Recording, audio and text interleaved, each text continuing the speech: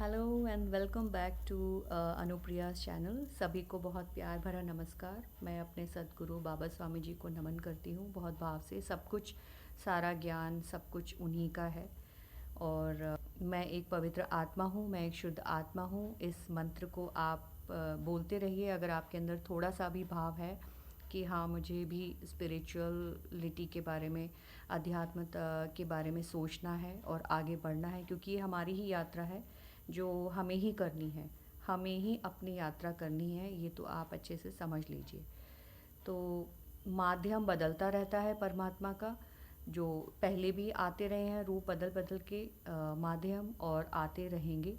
और कोई भी रूप आपने देखा है कभी भी मतलब एक जैसा रूप दोबारा नहीं होता। तो ऐसे हज़ारों रूप आए और आते रहेंगे परमात्मा के। तो आज हम थोड़ा गुरु के बारे में जानेंगे। गुरु और सद्गुरु भी थोड़ा अलग है। गुरु एक सामान्य टीचर आप समझ लीजिए, जैसे एक नॉर्मल टीचर होते हैं जो आपको बताते हैं कि ये होता है, भगवान होते हैं, आपको आगे इसमें कैसे बढ़ना है, वगैरह वगैरह।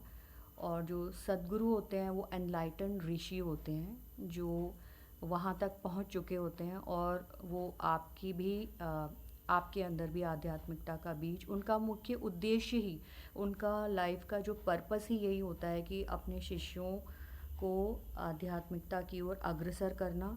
आप मतलब सेल्फ रियलाइजेशन कराना, अपनी आत्मा से मिलवाना, आत्मा को जन्म देना। वो सद्गुरु होते हैं। और इसका देखो यार, जब टाइम आ जाता है ना आपका, जैसे मैंने बताया था ना, सटल बॉडी होती है हमारी, स्पिरिचुअल बॉडी, उसमें प्रोग्रेस होती है हमारी। इस जन्म का नहीं है, ये बहुत सारे जन्मों का होता है। तो जब आपका वो टाइम आ गया है, आपकी वो स्थिति है, तो वो अपने आप उस टाइम पे ना आपको मिल जाएंगे। तो आप ये भी सोचेंगे कि जब तक नहीं आए हमारी लाइफ में गुरु, तो हम क्या करें। तो आप बस श्रद्धा रखिए, पवित्र भाव रखिए, शुद्ध इच्छा शक्ति रखिए और ईश्वर से प्रार्थना कीजिए, जिसको भी आप मानते हैं। आप वो बस श्रद्धा रखिए, तो आप अपने आप ही वो समय जब आएगा तो आपको आपके गुरु मिल जाएंगे।